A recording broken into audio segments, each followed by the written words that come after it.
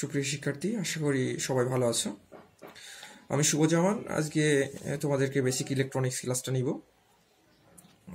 আজকে মেইনলি ইলেকট্রিক্যালের এই সাবজেক্ট কোর্সটা প্রথম পড়বেন যারা এবার ইলেকট্রিক্যালে যারা প্রথম ভর্তি হয়েছো তাদের জন্য।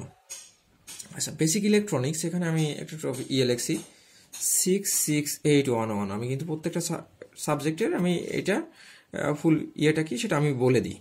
আমাদের এখানে 6 আমি বলেছি যে এটা আমাদের ডিপ্লোমা ইঞ্জিনিয়ারিংয়ের কোড 6, আর 6-8 এটা হচ্ছে ইলেকট্রনিক্স কোড। ইলেকট্রনিক্স ইলেকট্রিক্যাল দুইটা আলাদা, তবে আমরা যখন বিএসসি করব তখন ইলেকট্রিক্যাল অ্যান্ড ইলেকট্রনিক্স ইঞ্জিনিয়ারিং, তখন আমাদের দুইটা এক হবে। কিন্তু ডিপ্লোমাতে এসে ইলেকট্রনিক্স একটা ডিপার্টমেন্ট এবং ইলেকট্রিক্যাল একটা ডিপার্টমেন্ট। তো ইলেকট্রনিক্সের এই 6-8 মানেই ইলেকট্রনিক্স বোঝায়, আর 1 মানে ফার্স্ট সেমিস্টারের 1 নাম্বার বই, মানে 6-8-1-1। ঠিক আছে, এখন আমাদের এই বেসিক ইলেকট্রনিক্স সাবজেক্টটা আমাদের মূলত ইলেকট্রিক্যালের জন্য। তবে যারা ইলেকট্রনিক্সে আছে তাদেরও এই ক্লাসটা থাকবে। যারা অন্যান্য ডিপার্টমেন্টে যেমন সিভিল, কম্পিউটার, নেক্সট সেমিস্টারে হয়তো এদেরকে আসবে এই সাবজেক্টটাই। তো আজকে যারা ইলেকট্রিক্যাল আছো তারা তাদের এই ক্লাসটা মেইনলি। তো এই ক্লাসে আমি একটু মার্কস ডিস্ট্রিবিউশনটা আমি একটু বলে দিই, কারণ আমাদের এই ক্লাসটা করতে হলে অবশ্যই আমাদের সাবজেক্টের মার্কস কত আছে সেটা আমাদের কিন্তু মাস্টে জানতে হবে। তো বেসিক ইলেকট্রিসিটি আসলে এটা আমি বলছি একটা থিওরি আর একটা প্র্যাকটিক্যাল, দুইটা পার্টে ভাগ করা থাকবে। এখন আমাদের এটা থিওরি কন্টিনিউয়াস, যেটা আমি গতদিন বলেছি যে থিওরি কন্টিনিউয়াসটা আছে আচার আচরণ, ক্লাসে উপস্থিতি, কেমন ক্লাস ইয়ে করতেছে, রেসপন্স করতেছে, স্যারের কেমন পড়া দিচ্ছে, এটার উপর ডিপেন্ড করে থিওরি কন্টিনিউয়াস থাকবে 40। আর মেনলি বলি টোটাল মার্কস হচ্ছে 150। 150-এর মধ্যে স্যারের হাতে থিওরি কন্টিনিউয়াসে তুমি আচার আচরণ, তোমার উপস্থিতি, তোমার এটার উপরে তোমার থিওরি কন্টিনিউয়াসে কত থাকবে 40। আর থিওরি ফাইনাল যেটা তোমার 60 মার্ক, থিওরি ফাইনালে 60 মার্কের মধ্যে তোমার 40%-এ পাস, অর্থাৎ 24 পেলে তোমাকে এই 60-এর মধ্যে সর্বনিম্ন 24 উঠাইতে হবে। 24 উঠাইলে তুমি এই সাবজেক্টে পাস, 24 এনেছে হলে কিন্তু তুমি এটা ফেল হয়ে যাবা। তো আমরা চাবো যে কোনো স্টুডেন্ট এই ক্লাসগুলো করলে সে 24 ইজিলি পাবে। আচ্ছা, ফাইনাল এটা থাকবে 60। এবং প্র্যাকটিক্যাল, আমি একটা থিওরির মধ্যে দুইটা পার্ট গেল, এবং প্র্যাকটিক্যালের মধ্যে দুইটা পার্ট, একটা কন্টিনিউয়াস এক্সেস আর একটা ফাইনাল এক্সাম, মানে প্র্যাকটিক্যাল কন্টিনিউয়াস আর একটা প্র্যাকটিক্যাল ফাইনাল। প্র্যাকটিক্যাল কন্টিনিউয়াসে তোমার 25, সেই 25টা তোমার হচ্ছে এই ল্যাবের যে ল্যাবগুলো আছে, ল্যাবের অ্যাসাইনমেন্ট, ল্যাব কখন জমা দিচ্ছ, তুমি কিভাবে এই সার্কিটগুলো তৈরি করতেছো, এরকম কাজের উপর ডিপেন্ড করে তোমাকে 25 মার্কস দিবে। এটাও স্যার দিবে, স্যারের হাতে, নিজের হাতে, আমার হাতে। এবং প্র্যাকটিক্যাল ফাইনাল এক্সাম, এই ফাইনাল এক্সামে তোমার এটা থাকবে 25-এর মধ্যে তুমি এই প্র্যাকটিক্যাল ফাইনালে তোমাকে বিভিন্ন সম্পর্কে জানা হবে যে ইলেকট্রনিক্স কি, ইলেকট্রনিক্সের বেসিকগুলো কি, ইলেকট্রনিক্স কি কি ইকুইপমেন্ট আছে, ইলেকট্রনিক্স কি আসলে, এইসব সম্পর্কে তোমাকে জিজ্ঞেস করবে, বা ফাইনাল এক্সাম নিবে, বা ল্যাবে তোমাকে টেস্ট করা হবে, সেটার উপরে তোমার 25 মার্কস থাকবে। টোটাল মিলে তোমার এটা বেসিক ইলেকট্রনিক্সে আমাদের কত 150 মার্কস। তো এইগুলো আমাদের মেইনলি ইলেকট্রনিক সাবজেক্টের মার্কস ডিস্ট্রিবিউশন। তো ইলেকট্রনিক্সের আমাদের প্রথম অধ্যায়ে আমাদের যেটা পার্ট সেটা হচ্ছে আমাদের সোল্ডারিং কি, বা এটা সোল্ডারিং কিভাবে করতে হয়, আর কি সোল্ডারিং করতে হবে, সোল্ডারিংটা আসলে কি, এইসব টপিক সম্পর্কে, রেজিস্ট্যান্স, তারপরে ক্যাপাসিটর, ইন্ডাক্টর, তারপর ট্রানজিস্টর, ফেট, মসফেট, গেট, এইসব সম্পর্কে আসলে মেইনলি এই সাবজেক্টটা বেসিক, মানে একদম বেসিক যে ইলেকট্রনিক্স সাবজেক্টে যেটা দরকার হবে সেই সাবজেক্টে আমরা বেসিক সম্পর্কে জানবো। এটা ডিটেলস খুব বেশি না, তবে বেসিক। ওকে, তো আমাদের প্রথম অধ্যায়ে আছে আজকে আমাদের সোল্ডারিং। আসলে সোল্ডারিংটা কি, সোল্ডারিং কিসে করতে হয়, কিভাবে করতে হয়। তো সোল্ডারিংটা হচ্ছে, সোল্ডারিং শব্দের অভিধানিক অর্থ হচ্ছে কি, ঝালাই করা। আমি কিন্তু আগে লিখে রাখছি আমি সুন্দর করে আমার মতো করে। সোল্ডারিং শব্দের অভিধানিক অর্থ হচ্ছে ঝালাই করা। দুই বা ততোধিক একটা জিনিসকে ঝালাই করা সম্ভব না। আর এইটা জিনিস কোথাও কোনো ইয়ে করা যাবে, কোনো ঝালাই মানে কি, এটার উপরে আমি যেটা লিড লাগাই বা কিছু লাগাই, কিছু হবে, দুইটা জিনিস লাগবে, দুই বা ততোধিক ঝালাই করা বা 2 বা ততোধিক পরিবাহী পদার্থ বা ধাতব পদার্থকে উত্তপ্ত সোল্ডারিং আয়রন বা তাতালের সাহায্যে সোল্ডারিং লিড গলিয়ে সংযোগ করার পদ্ধতিকে কি বলে, কৌশলে সোল্ডারিং বলা হয়। ইলেকট্রনিক্স কাজে ব্যবহৃত সোল্ডারিং সীসা ও টিনের অনুপাত 40:60, একে সিঙ্গেল কোর তারের মতো করে তৈরি করা হয়।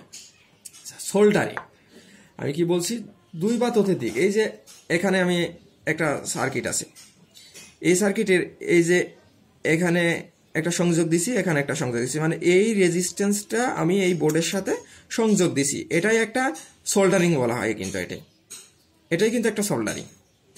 তো এই সোল্ডারিং করার জন্য যে লিড ব্যবহার করা হয়, লিডটা কি আসলে, লিড আমি একটু বলি, এই যে সীসা, এটা সে সীসা বলা হয়, লিড বা সীসা, সীসার তৈরি এটা লিড, এটাকে গলিয়ে উত্তপ্ত করে এটাকে এখানে সংযোগ করা হয়। এটাকে হাত দিয়ে করবো না, এটা নির্দিষ্ট ইয়ে আছে যেটাকে বলা হয় সোল্ডার আয়রন বা তাতাল। এই যে আমাদের এটাকে বলা হয় সোল্ডার আয়রন, যা আমরা খাঁটি বাংলায় দোকানে সাধারণত বলি, এটাকে বলা হয় তাতাল। কিন্তু আসলে আমরা ইঞ্জিনিয়ার যেহেতু পড়তে আসছি, আমরা এটাকে আর তাতাল বলবো না আজকে থেকে, এটা হচ্ছে সোল্ডারিং আয়রন। আমরা কি বলবো, এটাকে সোল্ডারিং আয়রন। এটাকে আমি এই যে এটা 2 ইয়াস পিন, আমি এটা সকেটের মধ্যে দেওয়ার পরে এটা উত্তপ্ত হবে। উত্তপ্ত হলে এই যে লিডটা আছে, এই লিডটাকে এইভাবে ধরলে আমার এটা কি হবে, গলবে। এভাবে থাকার পরে এটা গলবে, গলার পরে আমি এটা নিয়ে এইভাবে সংযোগ করতে পারবো, দুইটাকে আমি কি করতে পারবো, সংযোগ করতে পারবো। এর কাজ হচ্ছে এইগুলো। আচ্ছা, এই সোল্ডারটা আসলে আমাদের 2 ধরনের, একটা হচ্ছে ফ্লাক্স রোজিন বিন সোল্ডার, আর হচ্ছে ফ্লাক্স কোড সোল্ডার। ফ্লাক্স রোজিনটা কি, রোজিন মানে হচ্ছে এই যে সার্কিটটা অনেক পুরাতন বা এটা যদি পুরাতন হয়, এটার উপরে কি হবে, ময়লা থাকবে, এই ময়লাটাকে উঠানোর জন্য রোজন ব্যবহার করা হয়। এটাকে সাধারণত আমার কাছে নাই, এটা রোজনটা শেষ হয়ে গেছে। রোজনটা দিয়ে এটাকে কি করা হয়, পরিষ্কার করা হয়, যেন এই জায়গায় সংযোগটা যেন খুব ভালো মতো আটকে থাকে, এটার জন্য রোজন ব্যবহার করা হয়। আচ্ছা, আর এই যে আমি বলছি সোল্ডারিং আয়রন, এটা আমাদের বিভিন্ন ধরনের হয়ে থাকে।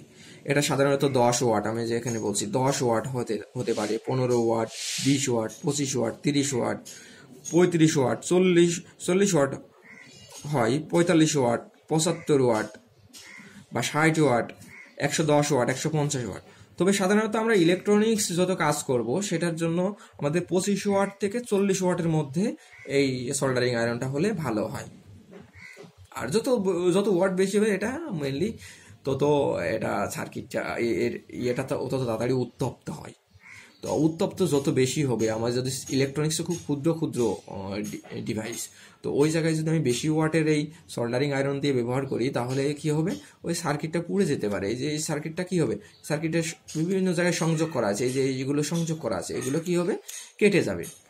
কেটে গেলে তো আর এটা কাজে আসবে না। এই জন্য আমাদের এই ইলেকট্রনিক্স যে যত কাজ করব, সেই সোল্ডারিং আয়রনটা আমাদের 25 ওয়াট থেকে 40 ওয়াটের মধ্যে হলে ভালো হবে।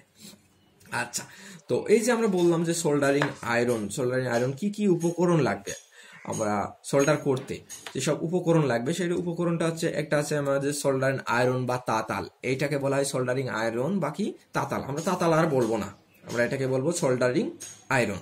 ইলেকট্রিক্যালে যেহেতু আমরা পড়ছি, এটাকে বলবো সোল্ডারিং আয়রন।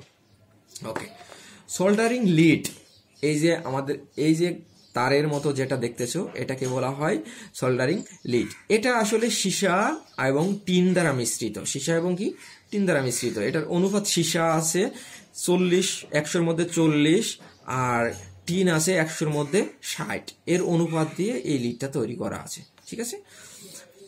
আর তারপরে লাগবে রোজিন। আমাদের রোজিন যেটা, সেটা আমার কাছে নাই। আরেকটা লাগবে কি, পিসিবি বোর্ড। এই যে আমি যেটা এইটার উপরে, বা এই যে এটাও কিন্তু পিসিবি বোর্ড, এটাও পিসিবি বোর্ড। এইটার উপরে যেটা আমরা সংযোগ করব, এই যে এরকম রেজিস্ট্যান্স সংযোগ করব, সেটাকে বলা হয় পিসিবি বোর্ড, অর্থাৎ প্রিন্টেড সার্কিট বোর্ড। এটাকে বলা হয় প্রিন্টেড সার্কিট বোর্ড। এই প্রিন্টেড সার্কিট বোর্ডকে কয়েক ভাগে, 3 ভাগে ভাগ করা যায়, আমরা পরবর্তীতে আসব। আর কি লাগবে, তামার তার। এই যে তামার তার লাগবে, এই তার দিয়ে তো ওই সংশ্লিষ্ট ইলেকট্রনিক্স ডিভাইস, এটা লাগবে ক্যাপাসিটর বা ইন্ডাক্টর, ফেট, মসফেট, আমাদের ডায়োড, ট্রানজিস্টর, যে সব ডিভাইসগুলো লাগবে, সেগুলো নিব, আর এটা নিব।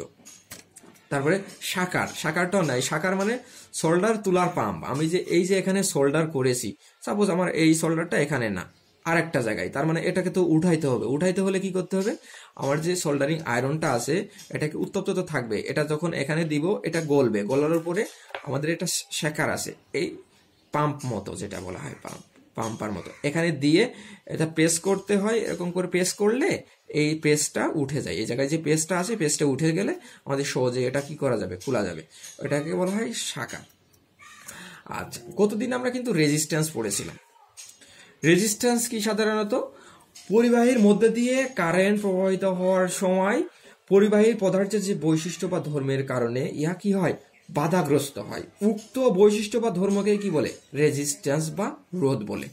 তো আসলে আমরা রেজিস্ট্যান্সের এই যে গায়ের যে কালার কোড আছে, এই যে গায়ে বিভিন্ন রং আছে, বেগুনি, লাল, নীল, বিভিন্ন কালারের আছে, এই কালার দেখেই আমরা এই রেজিস্ট্যান্সের মানটা বলে দিতে পারবো ক্যালকুলেশন করে, যে এই রেজিস্ট্যান্সের মান আমাদের এত। এটা হচ্ছে আমাদের রেজিস্ট্যান্স। রেজিস্ট্যান্স সাধারণত দুই ধরনের আমাদের, একটা হচ্ছে ফিক্সড রেজিস্ট্যান্স আর একটা কি ভেরিয়েবল রেজিস্ট্যান্স। ফিক্সড রেজিস্ট্যান্সের মান সাধারণত দেওয়াই থাকে। ফিক্সড রেজিস্ট্যান্সের আমাদের সিম্বলটা এরকম, একে আর দ্বারা প্রকাশ করা হয়। আর ভেরিয়েবল রেজিস্ট্যান্স আমাদের এরকম রেজিস্ট্যান্সই থাকে, এর উপরে একটা তীর চিহ্ন দেওয়া থাকে, এটা দেওয়া মানে ভেরিয়েবল, এটাকে মান ভেরি করতে পারে, যেমন 100 থেকে 1000-এর মধ্যে। আর এইটা মানে 100-100ই, এটা কোনো ভেরি নেই, 100-100ই, এটা ভেরিয়েবল মানে 100 থেকে কত 1000 ওহমের মধ্যে থাকবে, এরকম ভেরিয়েবল। আবার এটা এভাবে প্রকাশ করা হয়, আবার নিচ থেকে একটা তীর চিহ্ন দিয়েও এটাকে প্রকাশ করা হয়। আর ক্যাপাসিটর, এটা আমাদের কি ক্যাপাসিটর মানে কি, ক্যাপাসিট্যান্সের প্লেটগুলোর মধ্যে যখন পোটেনশিয়াল পার্থক্য বিরাজমান থাকে তখন ইহাতে কি বলে, এতে বিদ্যুতিক শক্তি সঞ্চয় করে রাখা ক্যাপাসিট্যান্সের একটা কি বিশেষ ধর্ম। এই বিশেষ বা বৈশিষ্ট্য বা ধর্মকেই কি বলে, ক্যাপাসিটর বলে। ক্যাপাসিটরকে আমরা কি দ্বারা প্রকাশ করি, সি দ্বারা। ক্যাপাসিটরের আমাদের দুই ধরনের, এটাও কিন্তু দুই ধরনের, আমাদের একটা আছে আমাদের ফিক্সড ক্যাপাসিটর, আর একটা কি ভেরিয়েবল ক্যাপাসিটর। ফিক্সড ক্যাপাসিটরের আমাদের এই যে একটা প্রথম যেটা প্লেট দেওয়া থাকে সেটা আছে এরকম বাঁকানো, দ্বিতীয়টা সোজা, এরকম হতে পারে। আবার তুমি যদি এইভাবে দুইটাও সমান হয় এটাও কি ক্যাপাসিটর। আবার ভেরিয়েবল ক্যাপাসিটর মানে এটাকে কি থাকবে, তীর চিহ্ন দেওয়া থাকবে, এটা দ্বারাও আমরা কি ক্যাপাসিটর বুঝি। আচ্ছা, রেজিস্ট্যান্স গেল, ক্যাপাসিটর গেল। ইন্ডাক্টরটা তো আমরা গত ক্লাসে পড়েছি, তারপরে আমি একটু দেখে দিই। ইন্ডাক্টর এরকম কোয়েল, এরকম তার, এটাকে এল দ্বারা প্রকাশ করা হয়।